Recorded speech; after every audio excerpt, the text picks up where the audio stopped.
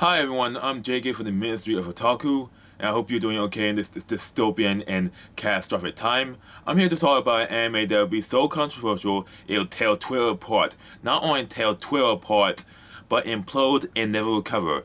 It's going to be more controversial than Goblin Slayer, more controversial than Rise of Shield Hero, and which both deal with dark fantasy themes and settings. The anime I'm talking about is We Do Earth a Hero, or the full title, The Redo of a Healing Magician, based on a manga illustrated by Soken Haga and a light novel written by Rui Tsukiyo and illustrated by Shokombu.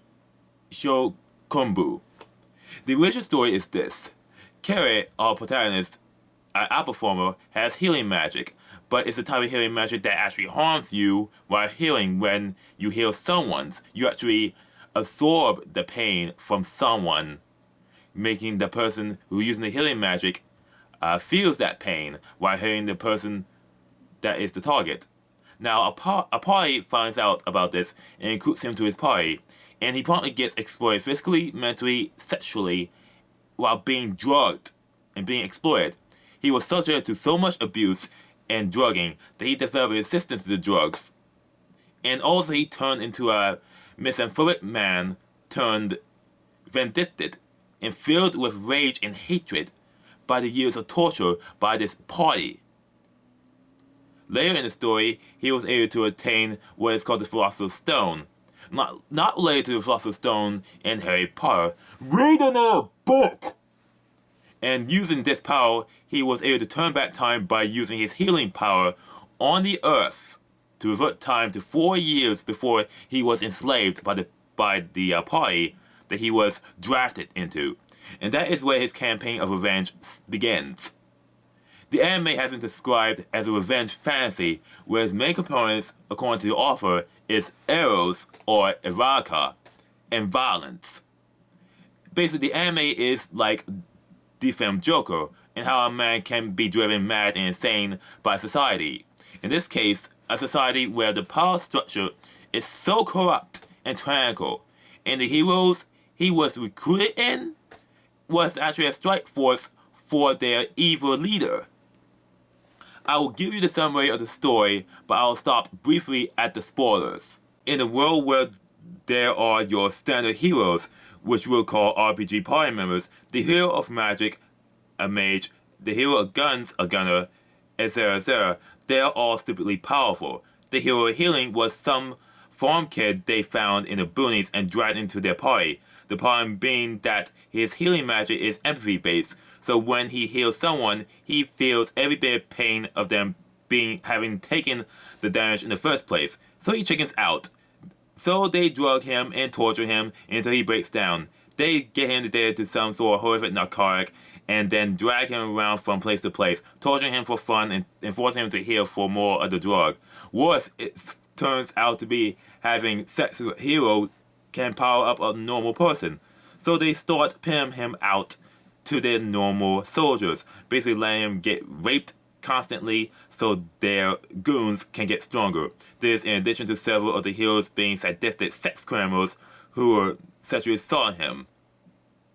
The hero of guns, if I recall correctly, is a big gay rapist.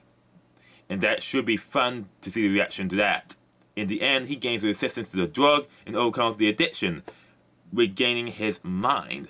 By then, it's years later, and they killed everyone he's known out of spite. They go up against the Demon Lord, and he screws them over by refusing to heal him at a crucial moment, stealing some magical thing from the Demon Lord's body, known as the Philosopher's Stone, that supercharges his heroic abilities. He then uses his healing magic on the planet.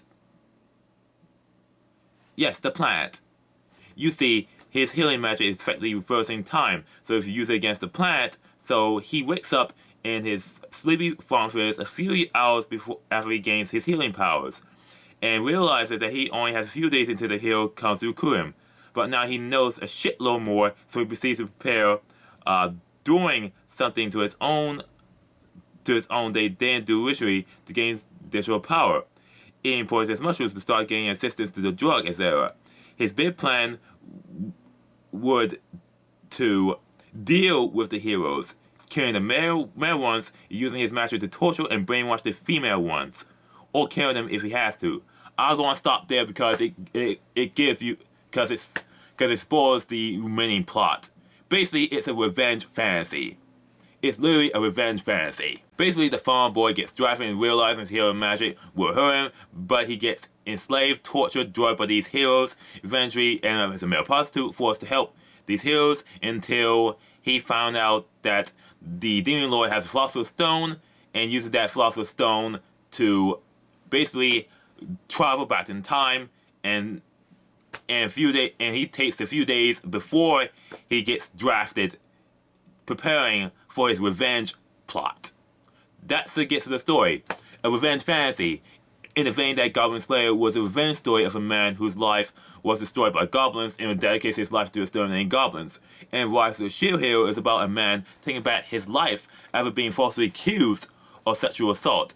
This time is a man driven by a exploited society to take revenge against those who have abused him for so long. But the type of revenge is very controversial and taboo. Very taboo.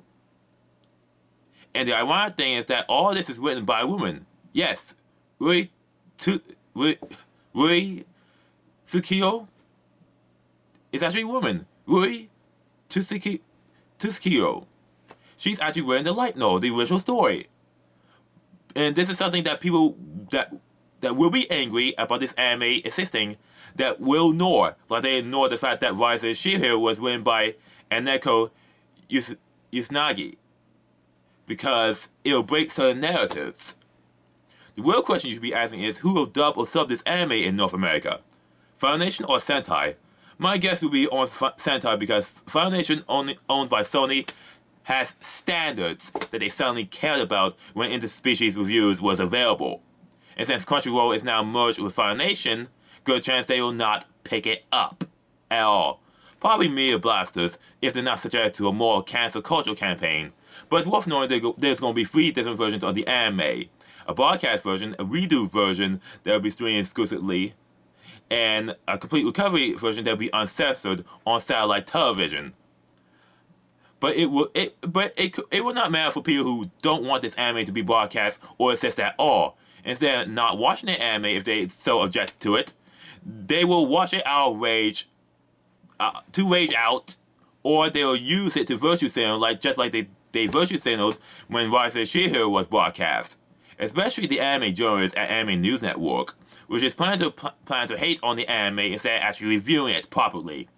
And yes, due to the controversy, I will be watching the anime and viewing every last episode. And I will be watching the redo version and complete recovery version as well when the anime starts broadcasting on January 13th, 2021. That's all. See you in the next video.